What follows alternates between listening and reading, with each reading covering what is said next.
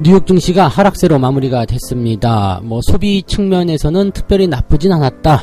기업 실적도 그렇게 나쁘진 않았던 것 같습니다. 그런데 FOMC의 의사록이 공개가 됐는데 거기에서 연준의 긴축 의지가 재확인되었다. 이렇게 된 거죠.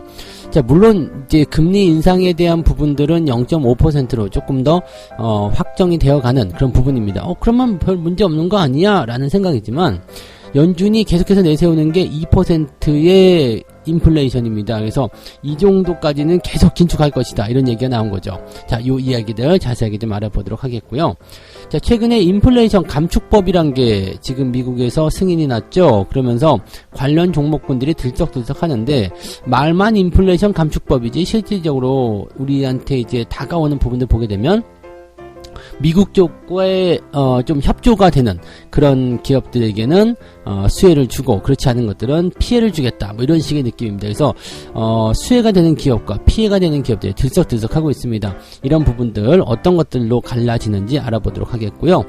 자, 최근에 서학개미들의 움직임이 굉장히 좀 심상치 않은 모습들이 좀 있습니다. 테슬라의 5대 주주로 들어서는 등 힘이 막강하다 이런 얘기가 나오는데 이 개미들이 최근에 채권도 미국으로 가고 있다고 합니다. 국내 주식이 점점 소외가 되어가는 과정인데 그 책임을 국민연금이 져야 되는 거 아닌가 이런 생각이 들기도 하는데요. 자, 이 부분도 같이 알아보도록 하겠습니다.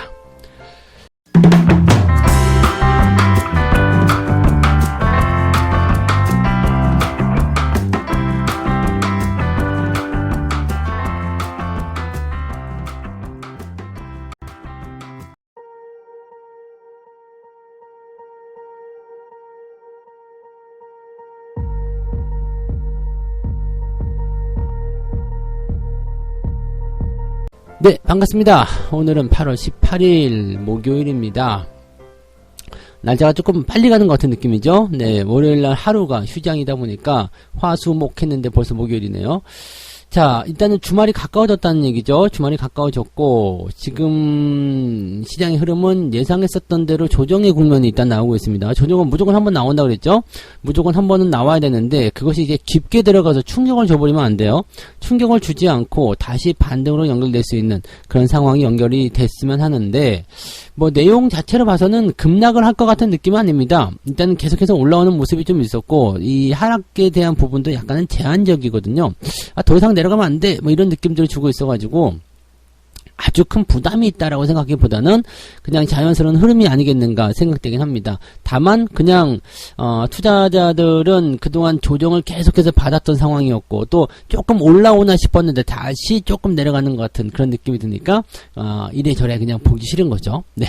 자, 지금 다우지수가 마이너스 0.5%, 나스닥은 마이너스 1.25%입니다.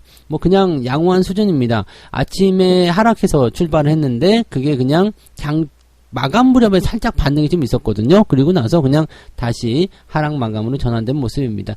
특별한 게 없었다라고 보시면 되는 거고 이 정도의 조정, 어느 정도의 단기 조정은 좀 나타날 수 있다고 판단하셔야 되겠죠. 우리나라 같은 경우는 어제 살짝 밀리는 모습이 있었고요. 오늘 글쎄 어제 그 마지막에 외국인들 매수가 갑자기 들어온 부분들 좀 생각해 보면 좀 잘 버틸 수 있지 않을까 생각되기도 하겠습니다만, 자, 미국 시장이나 해외 시장의 상황을 보게 되면 또 살짝 밀릴 수도 있고, 자, 재료를 한번 보도록 할게요. 재료를 보면은 대충 방향을 좀 알 수 있지 않을까 생각이 드는데요. 자, 일단은 FOMC 의사록을 먼저 봐야 되겠죠. 의사록에서는요, 인플레이션의 2% 회복을 위한 연준의 물가 안정 의지를 다시 한번 재확인했다. 근데 연준 위원들이 왜 2%에 아주 목을 맸는지 모르겠는데, 아무튼 2%를 목표로 가겠다 이런 얘기를 하는 거예요. 자, 그러다 보니까, 지금 정책 금리를 단기적으로 이제 어떤 제약적인 수준으로 움직이는 것이 위험과의 측면에서는 적절하다라고 얘기합니다. 그러니까 금리 인상에 동의했다는 얘기죠.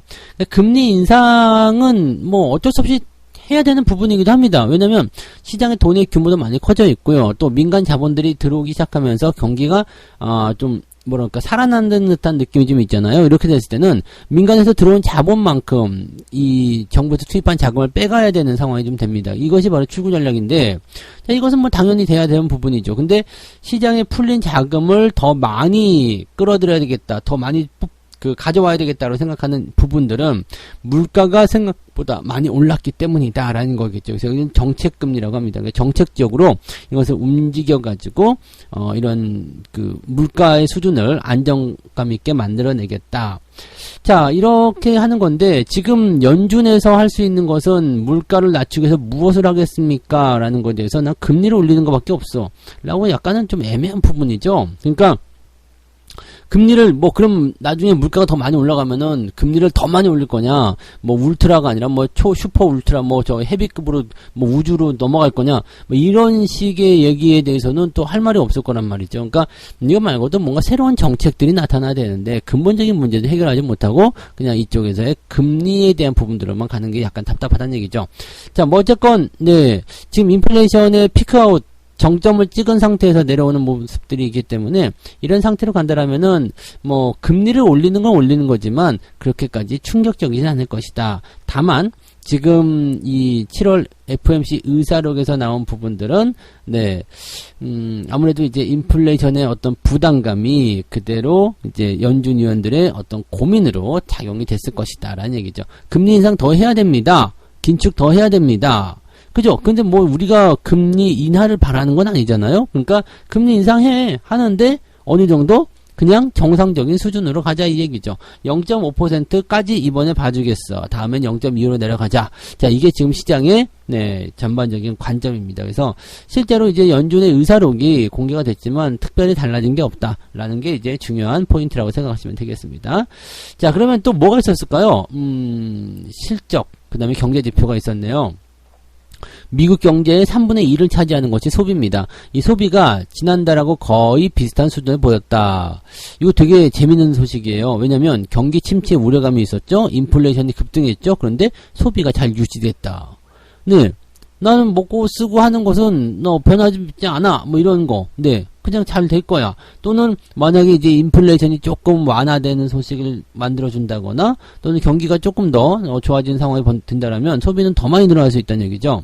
자, 7월에 소매 판매가 계절 조정 기준 전월과 거의 같은 6,800억 달러 집계됐다. 그러니까 직전월 수치는 1.0% 증가해서 0.8% 증가로 수정됐다. 이거는 중요하지 않고요. 근데 어쨌건 거의 비슷한 수준이었고 나쁘지 않았어라는 거가 되는 거고요.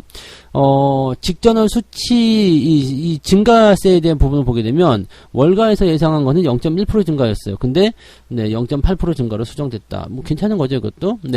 그래서 이 소매 판매에 대한 부분들, 즉 소비가 꾸준히 늘었다는 것이 굉장히 중요한 부분이고 전날 보면은 이제 월마트나 이런 기업들의 실적이 생각보다 좋았잖아요. 월마트, 홈디포 이런 기업들의 실적이 좋게 나오면서 주가가 좀 상승하는 모습이 있었습니다. 그런데 타깃, 그 다음에 로스 이런 기업들도 역시 이제 소매 업체로 봐야 되는데요. 이런 기업들은 주가를 끌어올리지는 못했다. 타깃의 분기 순이익이 90% 정도 급감했다라는 얘기가 나왔습니다. 그래서 아무래도 부담감이 좀 됐을 거라고 얘기가 되는데, 근데 90% 정도 급감했는데도 주가는 2% 정도 하락했다. 그렇게까지 충격될 건 아닌 것 같아요. 그 다음에 지금 나스닥 시장이 1.5% 빠져 있는 상태인데 좀 이런 기업의 주가가 2% 빠졌다 해서 큰일 날 건 아니잖아요. 로스의 주가도 지금 1% 정도 기록을 했는데 분기 순이익은 예상치를 크게 웃돌았다. 그런데 매출이 예상치를 밑들었다. 이렇게 되어 있습니다. 매출이 좀 떨어졌다는 얘기겠죠? 근데 이게 지금 주가가 하락했기 때문에 이렇게 얘기를 하고 있는 거지만 실질적으로는 그렇게까지는 부담될 만한 내용은 아니구나 라는 얘기가 될 수 있습니다. 타깃 같은 경우도 매출은 지난해보다 늘었지만 운송비 증가, 그 다음에 인건비 상승으로 수익성이 악화된 거다 라고 되어 있습니다. 장사는 잘 되고 있다는 얘기예요. 다만 이제 그것에서 미세적으로 세부적으로 조정될 수 있는 어떤 수익성에 결정되는 부분들이 조금 부담스럽다. 조금 뭔가 잘 안 맞았다. 그래서 실적이 좀 이상했다. 그런 정도지 여기에서 부담을 느낄 만한 내용이 없다는 얘기입니다. 이게 제일 중요한 포인트고요. 여러분들이 이것을 딱 놓고 보면 소비 증가되고 있네? 괜찮네. 기업들 실적 나쁘지 않았네. 뭐 조금 부담된 건 있겠지만 이 정도는 감안해도 괜찮겠네.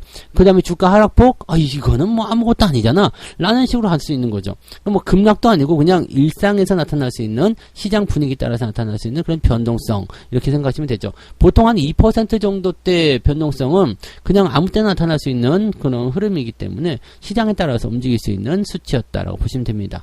자, 그러면 전체적으로 오늘 미국 증시가 많이 내려오긴 했습니다만, 그러니까 일부 시총 상위 종목들에 대한 어떤 차익 실현이 될 수도 있겠고요. 뭐 전기차 관련 종목들이 조금 내리는 모습이 좀 있었죠. 그래서 그런 모습이 좀 있었거나 뭐 그런 쪽으로 봐야 되는 부분이고요. 뭐 다우지수 같은 경우는 0. 몇 %대 변동성이기 때문에 조정이 꼭 그렇게 깊은 조정은 아니다라고 생각하셔도 되는 겁니다. 전체적인 분위기를 보면 시장에 대한 관점은 특별하게 어렵진 않다라는 것이 이제 중요한 부분인데, 대신에 단계에 많이 올라왔기 때문에 약간의 피로감 정도는 호소하고 있다라고 보시면 되겠죠. 국내 증시도 비슷해요. 계속해서 올라가다가 계속 올라가는 게 맞아? 라고 의심을 하는 사람들이 생기게 되는 거죠. 약간의 차익 실현이 나타날 수도 있겠고, 단기에 좀 이제 부담을 가지는 그런 부분도 좀 있을 겁니다. 회복이 되어가는 거 지켜보고 있다가 주가 떨어질 것 같을 때 집어 던지는 사람도 생길 수 있겠죠. 그래서 그런 부분에 나타나는 이런 상승 과정에서 나타나는 필연적인 조정이기 때문에 이런 조정 과정은 여러분들이 긍정적으로 보면서 진행하시면 됩니다.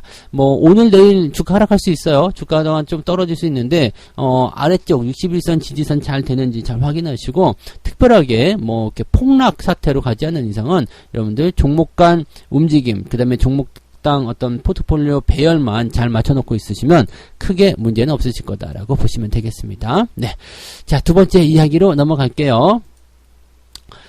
인플레 감축법이 있었습니다. 네, 바이든 대통령이 이제 여기다가 서명을 해버렸어요. 그래서 짜잔 하고 딱 튀어나온 게 이제 인플레 감축법이라는 건데, 이 인플레 감축법이 이제 뭐 일단은 기후 변화에 대응, 그다음에 의료 보장의 확대, 부자 증세 뭐 이런 것들을 골자로 한 내용이고 564조 원 규모의 지출안이다라고 되어 있습니다. 자, 여기서 이제 가장 주목을 받았던 게 뭐였냐면 전기차, 그다음에 친환경 뭐 이런 쪽이었어요. 왜냐면 이제 이거는 바이든 대통령이 처음에 그 대선 당시에도 그것을 계속 했었죠. 그래서 그린 에너지 어쩌고저쩌고 막 그런 얘기 있었잖아요.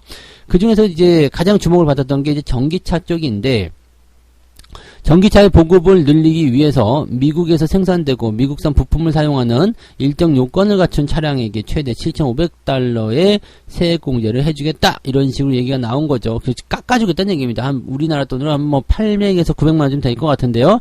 자, 이런 일정 요건을 갖춘 차량이 있다면 이거 해주겠다, 이런 얘기인데, 자, 이거는 지금 일단 미국에서 이제 배터리를 만들고 있는 회사가 이제 LG 에너지 솔루션, 그 다음에 SDI, 뭐 SK온 이런 정도죠. 그러니까 이런 기업들의 주가는 또 나쁘지 않게 움직일 수 있는 상태가 돼요. 그래서 요렇게 긍정적인 부분이 되고, 뭐 LNF 같은 경우도 이제 거기에 포함되는 상황. 그래서 최근에 증권사에서 막 그냥 막 또 입에 거품을 물고 막 이야기 하더라고요. 근데 글쎄요, 그거 조금 이따 얘기하고요. 아무튼 뭐 그런 종목군에 포함이 되어 있는 거고, 또 여기 이제 자동차 같은 경우는 지금 조금 불리하게 작용이 됐어요. 왜냐면 미국에서 조립하는 최종 단계에서 미국에서 조립하는 자동차에게는 세제 혜택을 주겠다라고 되어 있는데, 미국에서 판매하는 자동차의 전량을요, 우리나라 한국 공장에서 만들고 있잖아요. 그러니까 이 현대차나 이런 쪽에서는 굉장히 좀 안 좋은 소식이 되는 거죠. 왜? 지원금을 받지 못하면 가격 경쟁에서 밀릴 수가 있단 말이에요. 그러니까 이렇게 되는 상황이 됐을 경우에는 뭔가 새로운 어떤 방법이 좀 필요한 거죠. 뭐 가격을 낮춰야 된다든, 아니면 비싼 돈을 주고라도 월등하게 성능이 좋다, 꼭 사야 될 만한 필요성이 있다, 뭐 그런 거 있잖아요. 우리가 뭐 벤치마크라든지 뭐 그런 거, 벤츠나 BMW나 뭐 이렇게 뭐 좀 이렇게 주목을 받는 그런 자동차들 있잖아요. 포르쉐 뭐 그런 것들 비싸더라도 사는 거. 네, 제가 보기에는 별거 아닌 것 같은데, 그죠? 그 자동차가 다 자동차지 똑같은 거 아니야? 라고 하지만 그 마크 하나 또는 이제 그런 어떤 비싼 돈을 주고라도 사는 거, 그런 식으로 이제 프리미엄이 된다. 그러면 모르겠는데, 아직 그 정도까지는 아니지 않겠습니까? 그죠? 네. 아직은 그런 인식이 있어요. 예전에 80년대에 그 우리나라 한국 자동차가 미국에서 싸게 팔린 거, 특히 엑셀 같은 거 있어요. 엑셀. 지금 추억의 이름이지만, 네, 엑셀 자동차 같은 경우가 이제 그 어떤 주역이 좀 됐었죠. 싸고, 네, 뭐 가성비 좋은 자동차, 이렇게. 아직은 그런 인식이 좀 있는데, 요즘에 이제 프리미엄 브랜드로 바뀌고는 있는 상황이긴 합니다만, 그런 내용들이 좀 있었다는 거죠. 그래서, 자동차 업체들이 당분간은 조금 고전을 면치한, 고전을 보일 수밖에 없겠다라고 할 수가 있을 것 같아요. 그래서 이런 그 국내 기업들 중에서 LG에너지솔루션이 아니면 이런 것들 수혜, 또 태양광에서는 뭐 하나솔루션 뭐 등등등 그런 것들이 있다.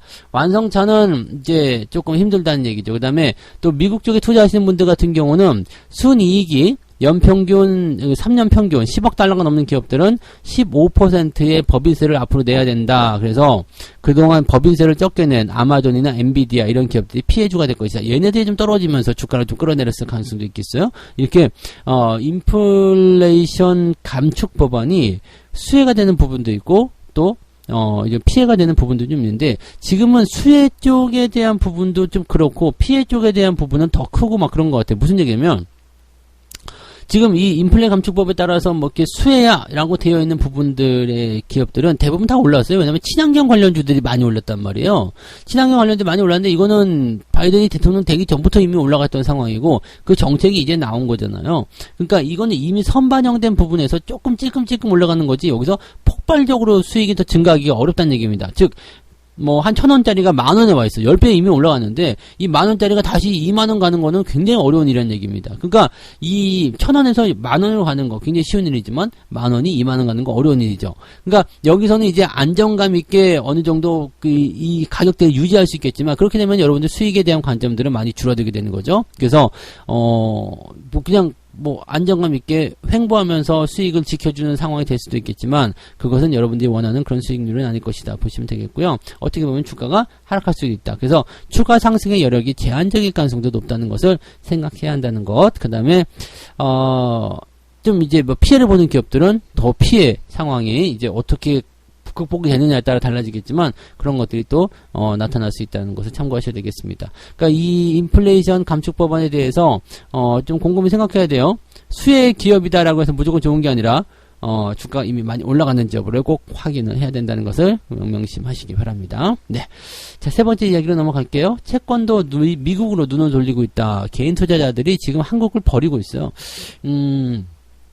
지금 해외 채권 매수 금액 중에서 미국 채권의 비중이 21년도 상반기에는 7%에 불과했던 게 지금 36%. 그러니까 해외 채권 중에서 거의 3분의 1 더 되죠. 3분의 1도 더 되는 비중이 지금 미국 쪽이다라고 되어 있습니다. 5분의 2 정도 되는 건가요? 네, 5분의 2 정도 되는 것 같아요. 네, 그 정도. 그래서 지금 올해 상반기 해외 채권 매수 결제 금액이 27조 8천억. 이것도 많이 늘었죠? 이것도 많이 늘었어요. 그래서, 지난해 하반기에 비해서 또 늘어나는 모습인데, 27조. 27조면 대단히 어마어마하다, 그죠? 그쪽으로 채권이 많이 들어왔다는 얘기가 돈들이 진짜 많긴 많은가 봐요.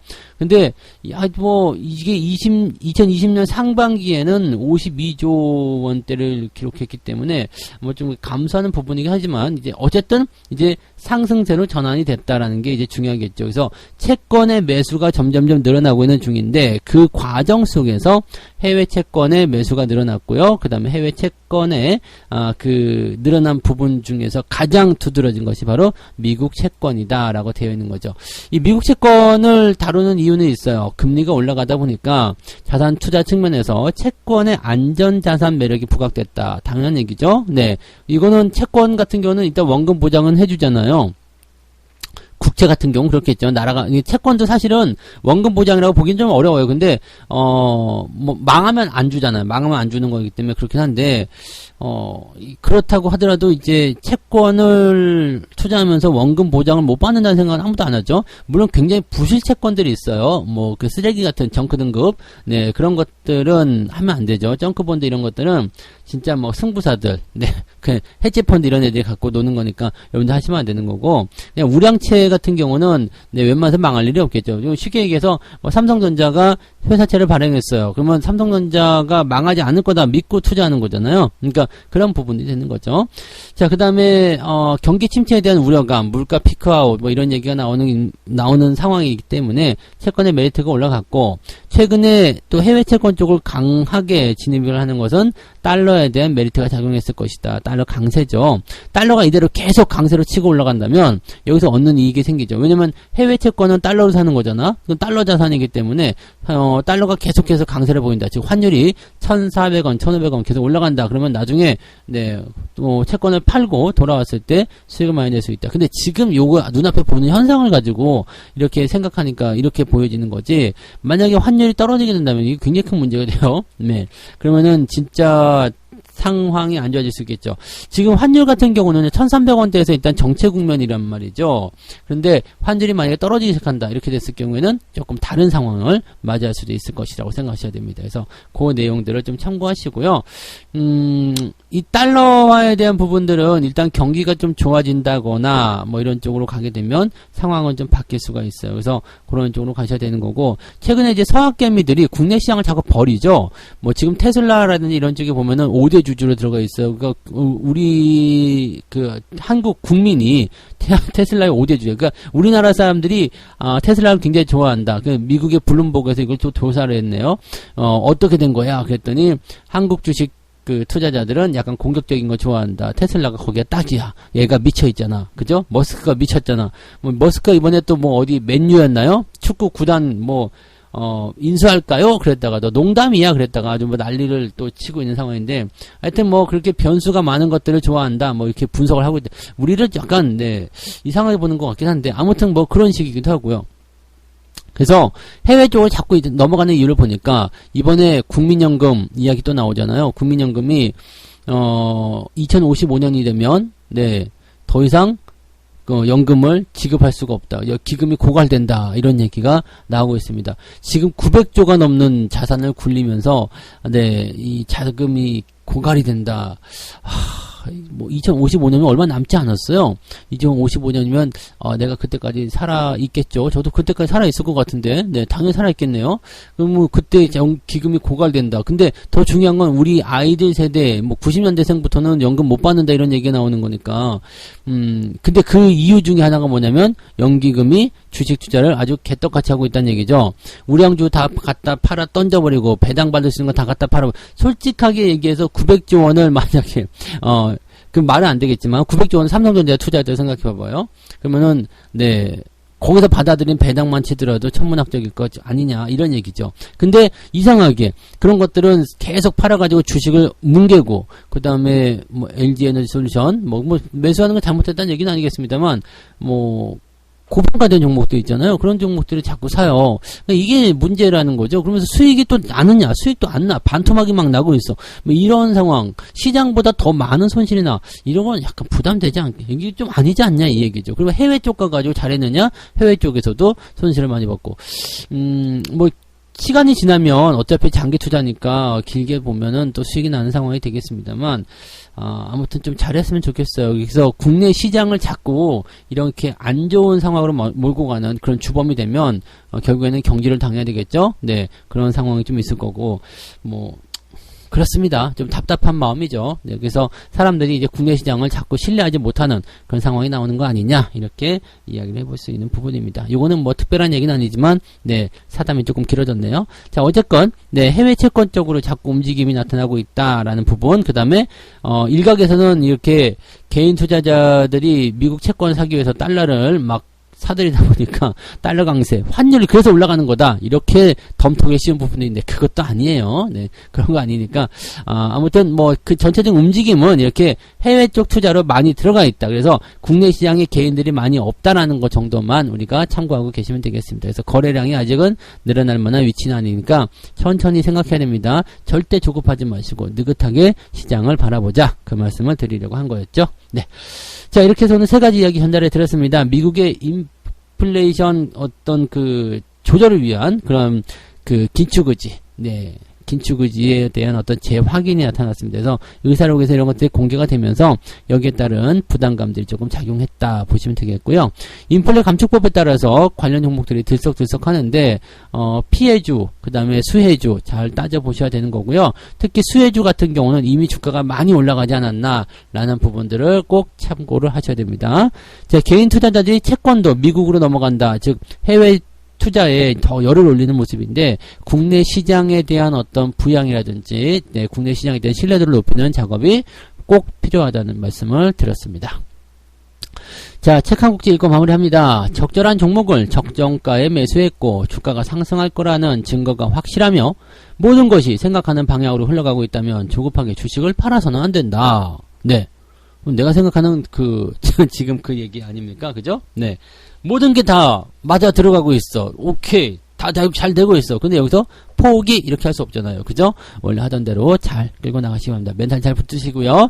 자, 이번 조정은 꼭 필요한 조정이에요. 그러니까 조정에 대해서 너무 겁먹지 마시고 살짝 흔들리거나 그렇다 하더라도 너무 이렇게 마음이 동해서 주식을 던져버리거나 막 그냥 겁먹거나 그러지 않으셨으면 좋겠습니다. 자, 오늘도 느긋하게 성공 투자하시기 바라고요. 자신감 가지세요. 네, 화이팅 하시기 바랍니다. 저는 장중시장에서 다시 올게요. 고맙습니다.